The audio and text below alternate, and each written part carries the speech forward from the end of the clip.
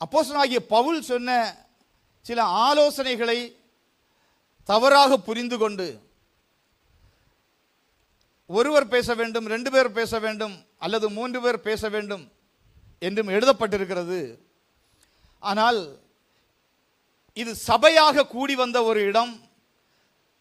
புதிய ஏற்பாட்டிலே முதல் சபை, அந்த சபை இருந்த இடத்திலே 4வது வசனம் சொல்லுது, அவர்கள் எல்லாரும் பரிசுத்த ஆவியினாலே நிரப்பப்பட்டு. எல்லாம் சொல்லுங்க, அவர்கள் எல்லாரும். அப்போஸ்தலனாகிய பேதுரு, யோவான் அப்படி கொஞ்சம் பேர் அல்ல, அங்கே 120 பேர் இருந்தார்கள் குறைந்தது. அவர்கள் எல்லாரும் பரிசுத்த ஆவியினாலே நிரப்பப்பட்டார்கள். அடுத்ததாக, ஆவியானவர் தங்களுக்கு தந்தருளின வரத்தின்படியே, ஆவியானவர் தங்களுக்கு தந்தருளின வரத்தின்படியே வெவ்வேறு பாஷைகளிலே பேசத் தொடங்கினார்கள். அப்பொழுது அந்த வெவ்வேறு பாஷைகள் என்பது ஒரு வரம் என்று 1 கொரிந்தியர் 12ஆம் அதிகாரத்தில் அந்த வரங்களை குறித்து சொல்லும்போது சொல்லப்பட்டிருக்கிறது. இங்கு ஆவியானவர் தங்களுக்கு தந்தருளின வரம், பரிசுத்த ஆவியானவர் தந்தருளின வரம். வரம் என்பது ஆவியானவர் தரக்கூடிய ஒன்று. வரம் என்பது முற்றிலும் அது தேவனிடத்திலிருந்து வரக்கூடிய ஒன்று. இது ஆவிக்குரிய வரம் என்று சொல்லப்பட்டிருக்கு. ஆகவே இது நம்முடைய பிராக்டிஸ்னால உண்டாகக்கூடியதல்ல. ஏதாவது சொல்லி சொல்லி ஸ்தோத்திரம் ஸ்தோத்திரம் ஸ்தோத்திரம் சொல்லி சொல்லி சொல்லி கொஞ்சம் பிராக்டிஸ் பண்ணுங்க, வாயில் ஏதாவது வார்த்தைகள் வந்துடும், அப்படி சொல்லக்கூடியது ஒன்று அல்ல.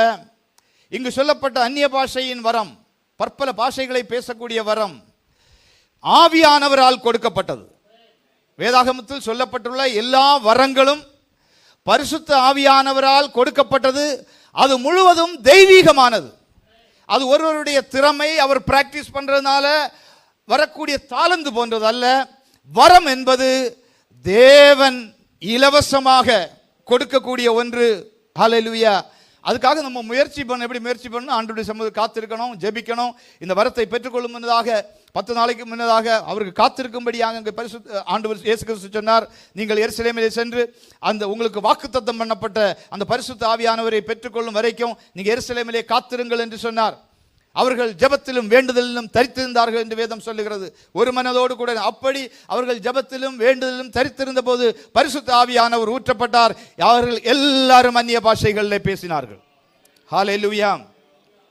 இங்கே தான் படிக்கிறோம், அவர்கள் எல்லாரும் பரிசுத்த ஆவியினாலே நிரப்பப்பட்டு ஆவியானவர் தங்களுக்கு தந்தருளின வரத்தின்படியே வெவ்வேறு பாஷைகளிலே பேசத் தொடங்க. ரொம்ப முக்கியம், அவர்கள் எல்லாரும், அதற்குள்ளால இருந்தவர்கள் எல்லாரும். ஆண்டவருடைய சித்தம், ஆண்டவருடைய விருப்பம், சபையில் இருக்கக்கூடிய எல்லாரும்